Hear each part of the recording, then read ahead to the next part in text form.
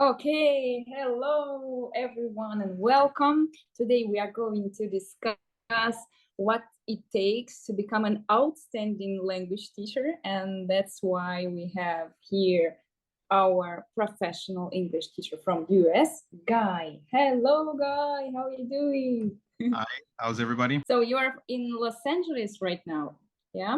Yes, that is correct. To start, I just wanted to ask you to tell a little bit about yourself and how you became an outstanding English teacher in our school. What helped you? Okay, so this all started when I was a teenager. I was very interested in languages, especially Oriental languages. I liked Japanese and Korean, and this is what I studied in college. But as I got older, I started traveling more to Europe, and I started getting interested in just everything, French, Spanish. And then I found my way to Russia, where it's very popular for people to learn English. This was a great experience and lots of practice teaching. But after a while, I decided I wanted to do something more. I wanted to become more of a professional. I wanted to do something unique, something niche. So I started to look into and specialize in pronunciation. And so after I started that, I just became an obsession. That's it. I'm an Oh, cool. absolute obsession, yes. But how many languages do you speak?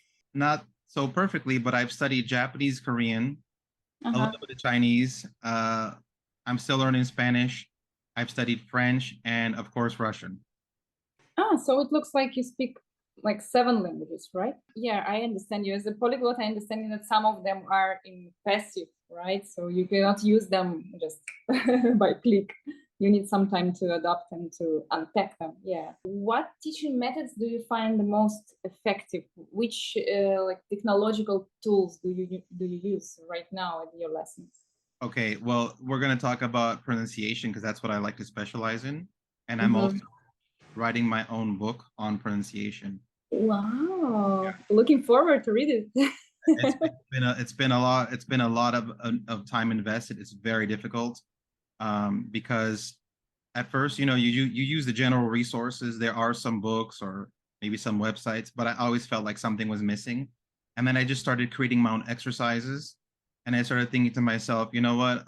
Honestly speaking, there's so much missing information. I wanted to just tackle it. So I obsessively researched on my own free time using everything. There are some interesting websites called Youglish where you can just put a phrase and then they find it on YouTube where you can just listen to it again and again and again.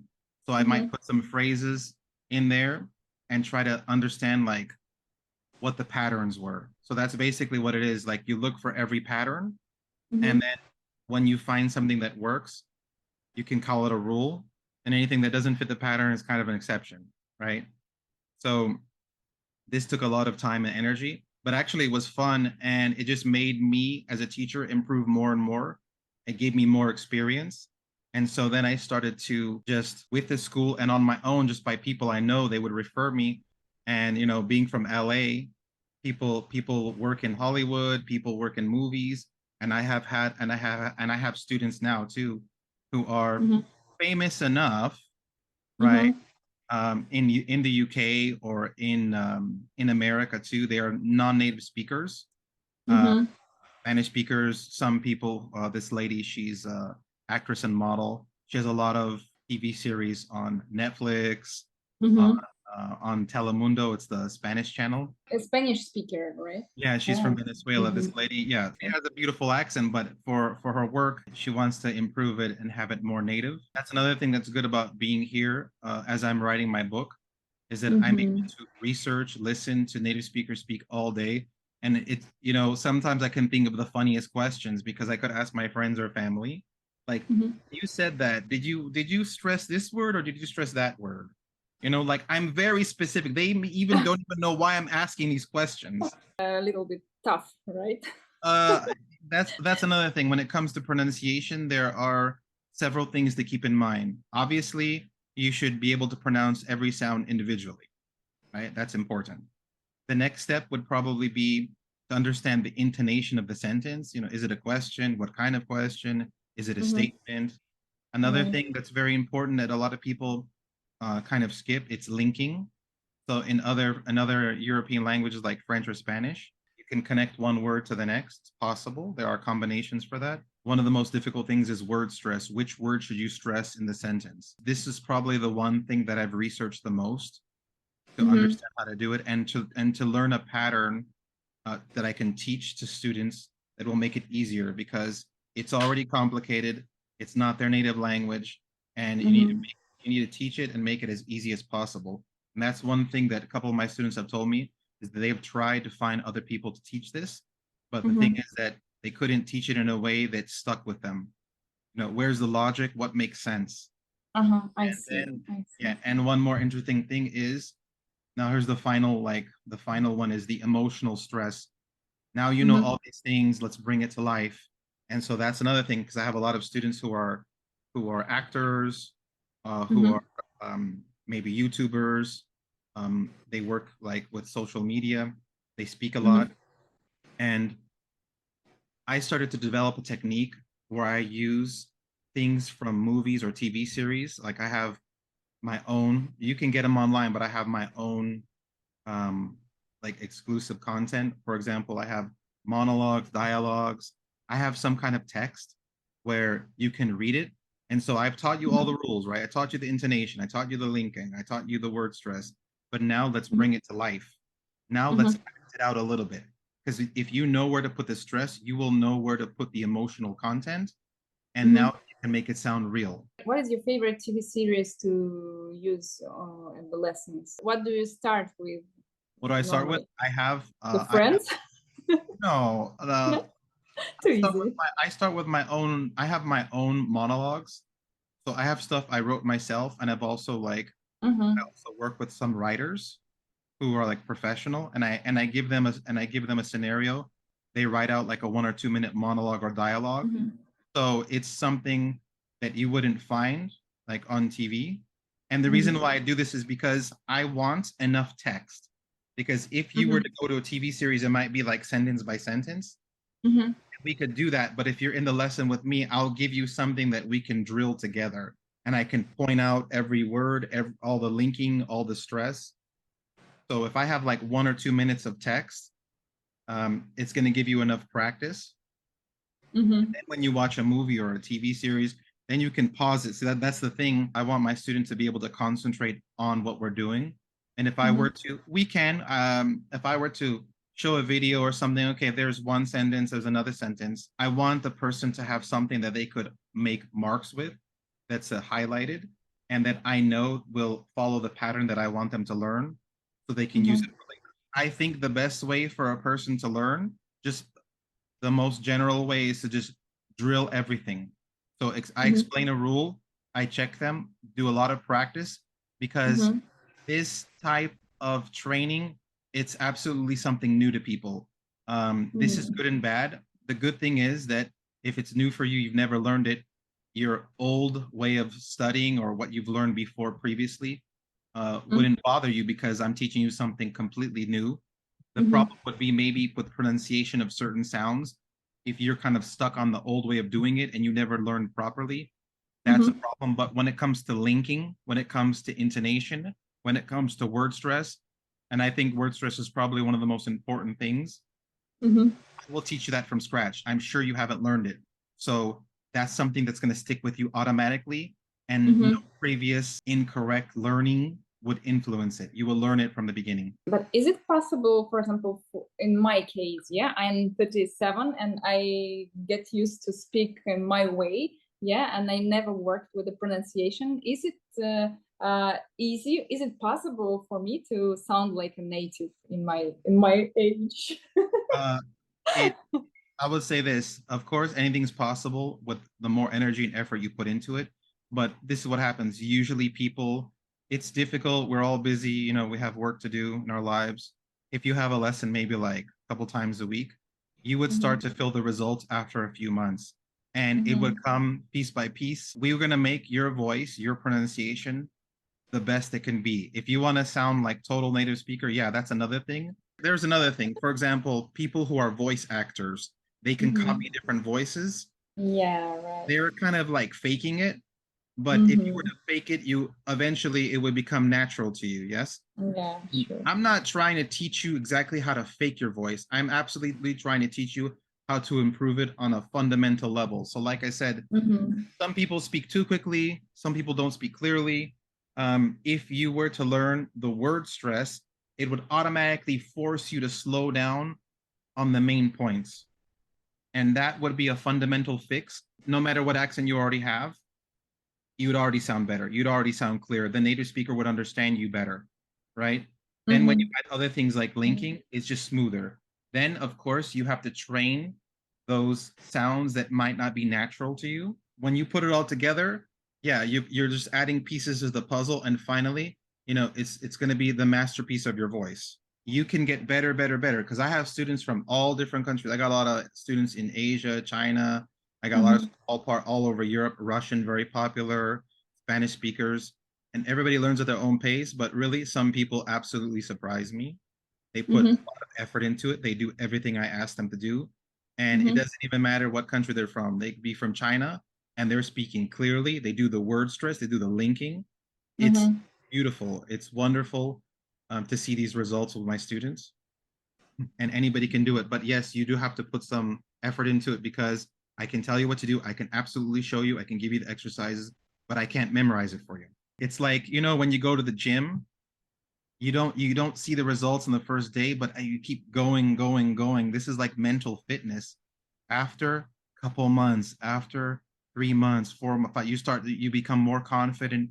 You fall back on your training. You remember what you learned, and you start to do it here and there naturally. You're investing in yourself. Mm-hmm. Can you tell us about the project that's outside of the language teaching, but that you are really proud of? So there's two things I'm working on.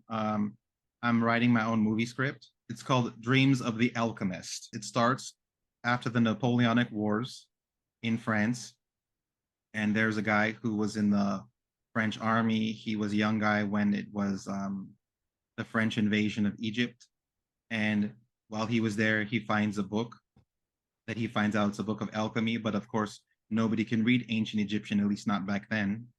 Mm-hmm. And then one day, great discovery, famous Egyptologist Jean-Francois Champollion. He cracks the code. He he figures out how to read Egyptian, and this is a big craze. And so our hero uh, learns about this, starts to use this information to translate the book that he has, and discovers that it's a book of alchemy, a book of magic. And then the adventure begins. So how the story ends? No, I'm not gonna give that away. So- You're gonna have to you're gonna have to watch the movie. I also had the idea of starting my own YouTube channel, but it's has nothing to do with pronunciation. you have to. I gonna push you and press you on this, Yeah, and so also about the course, your online course with us.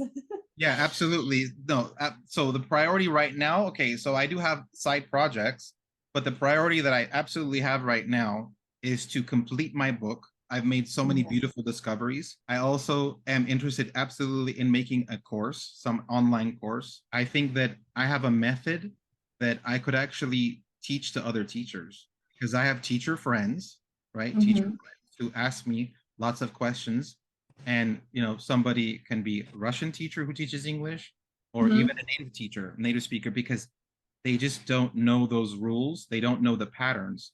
And so, like I said, there are several things you need to learn to improve your Mm-hmm. pronunciation. There's so much information out there about Mm-hmm. just the individual sounds that is already covered. But when you ask somebody, what word do I stress and why, they cannot answer. They won't Mm-hmm. know. There's something out there like you should stress all the nouns and the Mm-hmm. content words, but what does that mean? That's very vague. I know the patterns. I teach the patterns to my student that make complete sense. I can give you Mm-hmm. one example. One example that a lot of people think is very strange, but is perfect. So, Mm-hmm. if you have two words together, an adjective plus a noun, Mm-hmm. stress the noun. For example, I would say, well, you have a beautiful house. Mm-hmm. Wouldn't say you have a beautiful house. No, in a standard sentence with neutral stress, you would stress the noun. Mm-hmm. and everybody understands that, the adjective comes before the noun. But hold on a second. There are some exceptions where the adjective could actually come after the noun, and sometimes you might not even recognize it. I'll give you an easy one. You go to a hotel and you ask them, I'd like a place to sleep. And the person tells you, yes, we have a room available. We have an available room. You could put the adjective before. This adjective can be put before or after the noun, and that changes the word stress, right? So we have an available room, that's adjective plus noun, or we have a room available, that's noun plus adjective. The adjective is at the end. But right? the sense is the same, right? Absolutely the same. But the stress order changes, because if the adjective is before the noun, you will stress the noun. If the adjective is after the noun, you will stress whatever word is last. That doesn't always work. You cannot always think about, okay, I'll just stress the last word. No. If you have two nouns together, you stress the first one. I'm going to the airport. Right? Let's play basketball. Right? So it's very important to understand first, two-word stress. Which word, what do you stress? And it's also important, is it an adjective? Is it an adverb? Is it a preposition? Some types of words we don't stress at all. But like I said, usually the noun is stressed and the noun gets priority, but there are instances like that in a special case where the adjective would go after. And sometimes you wouldn't even know.